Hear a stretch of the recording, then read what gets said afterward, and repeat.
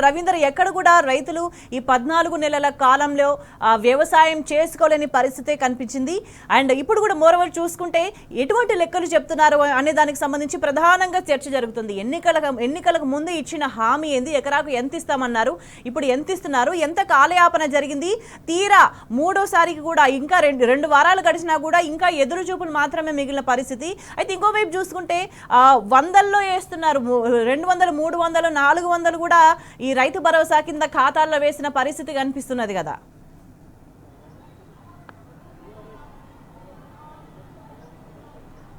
రైతు స్వేచ్ఛ ప్రధానంగా ప్రభుత్వం అమాయకులైన రైతులతో ఇవాళ చెలగాటమాడుతుంది, ఎస్ఎంఎస్లు పంపుతుంది. అదేవిధంగా రేపు పడతాయి మాపు పడతాయని ప్రలోభాలు పెడుతున్నారు.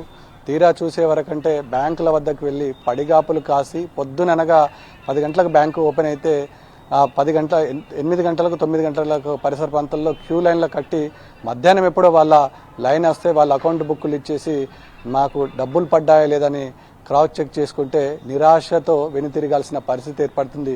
ఇప్పుడు ప్రస్తుతానికి ఇక్కడ ఉమ్మడి నిజామాబాద్ జిల్లాలో రైతులంతా బిజీగా ఉన్నారు. వ్యవసాయ క్షేత్రాల్లో, వ్యవసాయ పొలాలలో, చేన్లలో వెళ్లే రైతులు బ్యాంకుల చుట్టూ తిరగాల్సిన దుస్థితి. దీనికి ప్రభుత్వం చేసే కాలయాపన, ప్రభుత్వం చేసే అన్ని అప్రకటితమైన సందేశాలు, అప్రకటితమైనటువంటి మెసేజ్లు, అదేవిధంగా సందేహాలు ఇవాళ రైతుల పాలిట శాపంగా మారిందని చెప్పవచ్చు.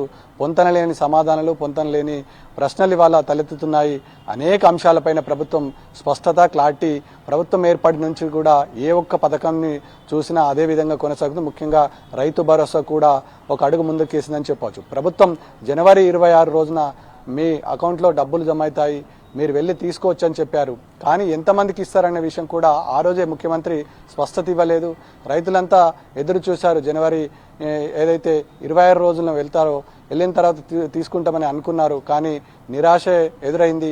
మళ్ళీ అయితే రవీందర్ బాహాటంగా అంటే ఇచ్చిన మాట ఏంటిది, ఆచరణలో చేస్తుంది ఏంది అనేది ఆ వ్యత్యాసం చాలా క్లియర్ గా కనిపిస్తుంది. అంటే మెసేజ్లలో కూడా అంటే కరుణాకర్ రైతుకు సంబంధించి మెసేజ్ ఏమొచ్చిందనేది చూసినామంటే ప్రభుత్వం నుంచి 450 రూపాయలు నిజంగా రైతు బంధు అమౌంట్, రైతు భరోసా అమౌంట్ మీకు అకౌంట్లో పడింది అని చెప్పుకోవడానికి నిజంగా ప్రభుత్వానికి సిగ్గు లేదా, సిగ్గుపడట్లేదా అని ఆలోచించాలా?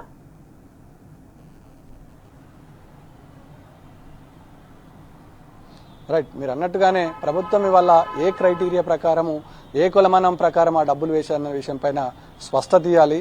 రైతుకు దాదాపుగా ఇక్కడున్న ప్రాంతాలలో కమతాల విభజన జరిగిందా, లేకుంటే చిన్న కమతాలకు వేసిర్రా, ఎకరానికి వేసిర్రా, 2 ఎకరాలకు వేసిర్రా, లేదు 3 ఎకరాలకు వేసిర్రా అనే విషయం కూడా ప్రభుత్వం దగ్గర, అగ్రికల్చర్ ఆఫీసర్ దగ్గర స్పష్టమైన సమాధానం లేదు. కామారెడ్డి జిల్లాలో కామారెడ్డికి ఆనుకొని ఉన్నటువంటి చిన్న మల్లారెడ్డి గ్రామంలో 8 ఎకరాలున్న రైతుకు పట్టాదారు పాస్ పుస్తకాలను బేస్ చేసుకునే దాదాపు ఆయనకు రావాల్సిన అమౌంట్ ఎంత అవుతుందో అంత ఖాతాలో జమ చేసింది. ప్రభుత్వం చెప్పిన లెక్కల ప్రకారం 2 ఎకరాలకు మాత్రమే రైతు భరోసా వేసిందని చెప్పి మరి 8 ఎకరాల పరిస్థితి ఏంది? మరి 8 ఎకరాల పరిస్థితి ఎట్లా, ఏ బేసికల్గా రైతుల ఖాతాలో పడ్డదనే అంశం ఇప్పటికీ చర్చనీయ అంశం.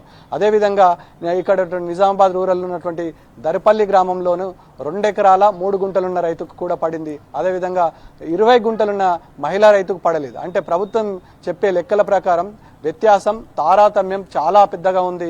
ఒక పొంతలలేని వ్యవస్థ ఇవాళ నడుస్తుంది. రైతులు అదే కన్ఫ్యూజన్కి లోనవుతున్నారు.